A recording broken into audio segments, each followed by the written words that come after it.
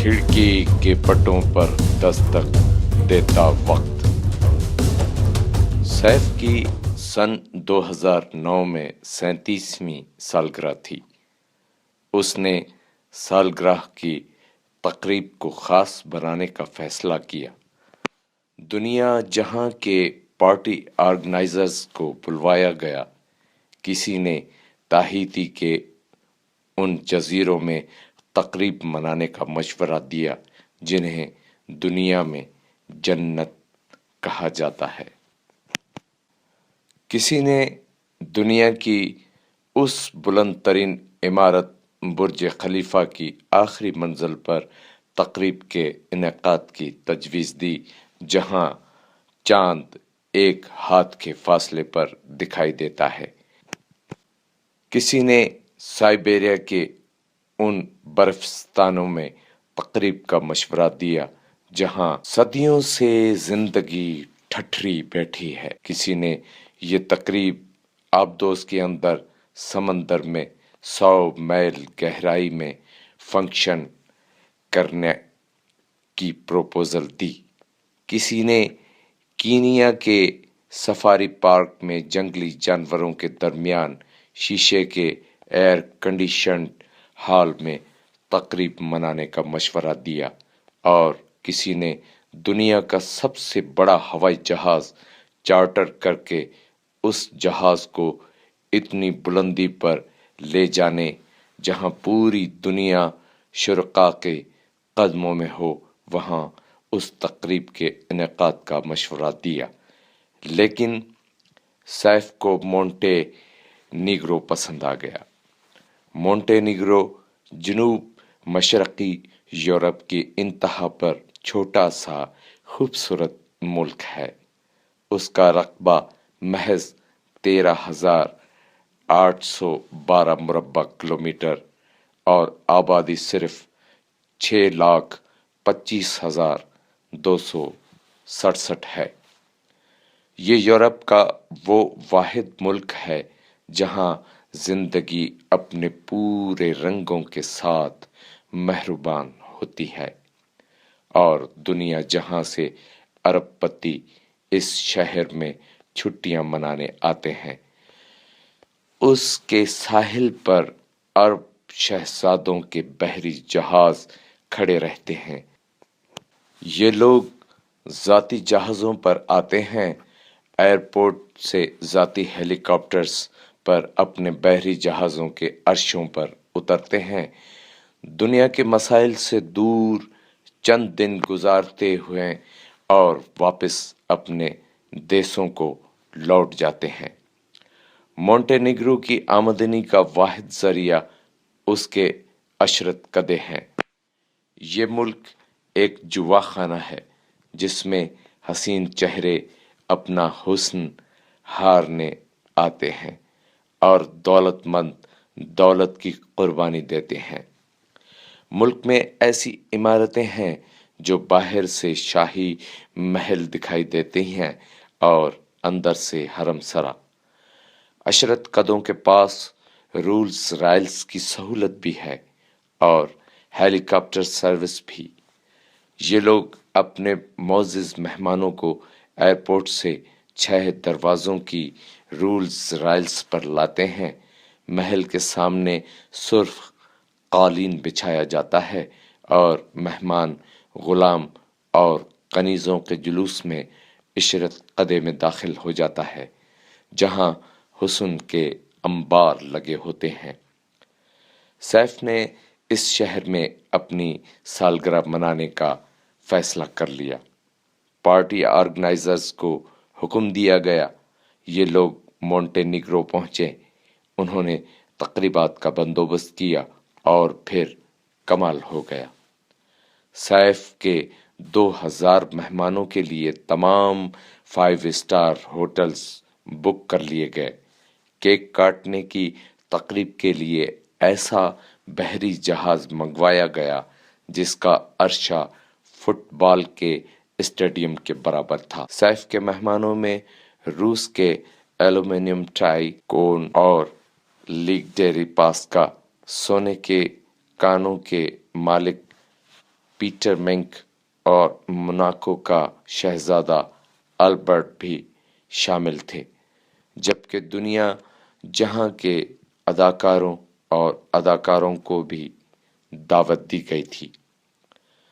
Safe شام کے وقت مہمانوں سے ملاقات کے لیے ہال میں داخل ہوا تو تمام مہمانوں نے کھڑے ہو کر اس کے لیے تالیاں بجائیں اور تالیوں کا یہ سلسلہ 10 منٹ تک جاری رہا۔ سیف شہزادوں کا شہزادہ تھا۔ یہ ریس کے میدان میں داخل ہوتا تھا تو $1 ملین سے ریس شروع کرتا تھا۔ یہ لندن اور پیرس میں گھر خریدتا تھا، 1-2 ہفتے ان میں رہتا تھا اور پھر اسے کسی نہ کسی دوست کو گفٹ کر دیتا تھا۔ سیف کے لیے خصوصی خوشبوئیں بھی بنتی تھیں اور اس کے لیے اطالوی کمپنیاں خصوصی سوٹس اور بوٹس بھی بناتی تھیں۔ یہ دنیا کی مہنگی پینٹنگز خریدنے کا بھی شوقین تھا۔ یہ نمائش گاہوں میں داخل ہوتا تھا اور اسے جو پینٹنگ پسند آ جاتی تھی یہ قیمت دیکھے بغیر خرید لیتا تھا۔ یہ بڑی گاڑیوں کے فرسٹ ایڈیشن خریدنے کے خبت میں بھی مبتلا تھا۔ یہ سرمایہ کاری میں بھی خصوصی دلچسپی رکھتا تھا، چنانچہ اس کے والد نے اسے قومی سرمایہ کاری کی بیورو کا چیف بنا دیا تھا۔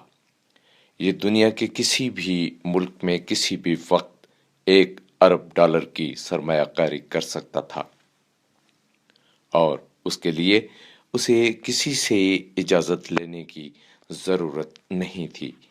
یہ ملکہ برطانیہ کا خصوصی مہمان بھی بنتا تھا۔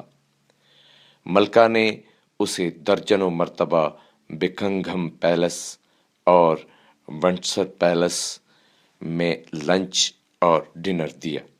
یہ ٹونی بلیئر کا بھی دوست تھا اور ٹونی بلیئر اسے مائی فرینڈ کہہ کر پکارتا تھا۔ یہ لیبیا کی انتہائی با اثر شخصیت بھی کہلاتا تھا۔ یہ لیبیا میں کرنل قذافی کے بعد اہم ترین شخص تھا۔ یہ لیبیا میں کوئی بھی فیصلہ کر سکتا تھا اور اس فیصلے کو کرنل قذافی کے سوا کوئی شخص، کوئی ادارہ تبدیل نہیں کر سکتا تھا۔ لیبیا کے جوہری پروگرام کی منسوخی ہو، بلغاریہ کے اس میڈیکل اسٹاف کی رہائی کا حکم ہو جس نے سن 1998 میں 400 بچوں کو ایڈز کے ٹیکے لگائے، لا کر بھی کے متاثرہ خاندانوں کو $2.7 بلین کے معاوضے کی ادائیگی ہو، یا پھر لیبن ایئر لائن کے لیے طیاروں کی خریداری کا معاملہ ہو، سیف الاسلام کا فیصلہ حتمی ہوتا تھا۔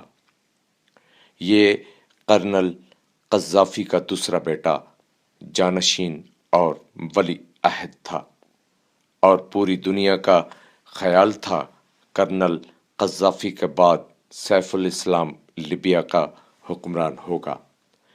کرنل قذافی نے اس کی پرورش ولی عہد کی طرح کی تھی، لیکن پھر یہ ولی عہد، یہ جانشین اور شہزادوں کا یہ شہزادہ اس عبرت سرائے دہر کا ایک ایسا مہمان بن گیا جس کی داستان عبرت شاید 20 سال تک سنائی جاتی اور سنی جاتی رہے۔ سیف الاسلام اگست سن 2011 میں طرابلس سے فرار ہو گیا۔ باغی طرابلس کی طرف بڑھ رہے تھے۔ انہیں نیٹو فورسز کا بھرپور تعاون حاصل تھا۔ کرنل قذافی کے خاندان کو موت صاف دکھائی دے رہی تھی۔ کرنل نے خاندان کے لوگوں کو بھاگ جانے کا حکم دے دیا۔ یہ لوگ ملک کے مختلف حصوں میں چھپ گئے۔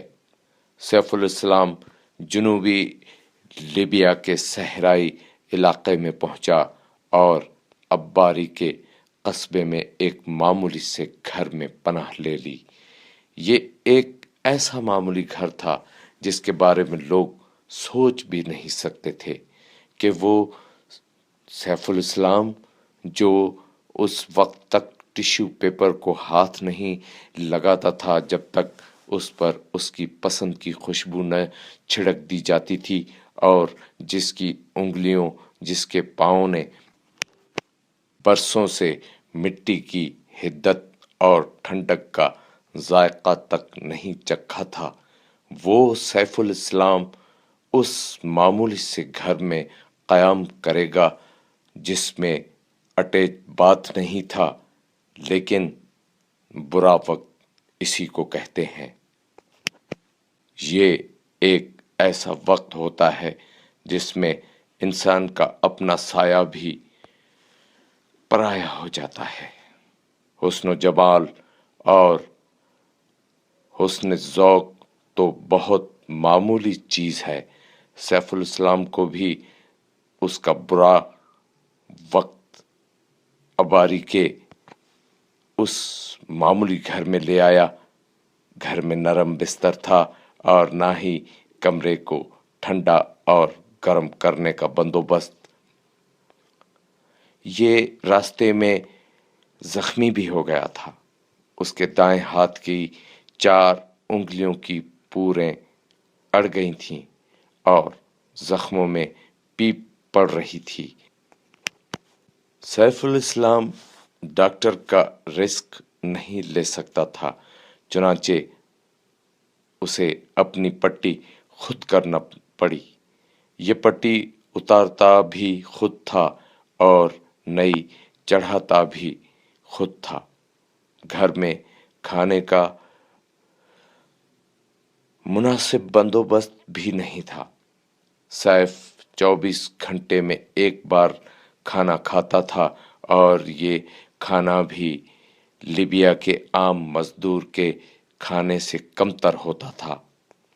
اس کے پاس ایک ہی کمبل تھا اور یہ کمبل بھی بدبودار اور مٹی سے آلودہ تھا۔ سیف الاسلام شیو کرنا اور غسل لینا بھی بھول چکا تھا۔ اس کی آنکھوں کے گرد حلقے پڑ چکے تھے۔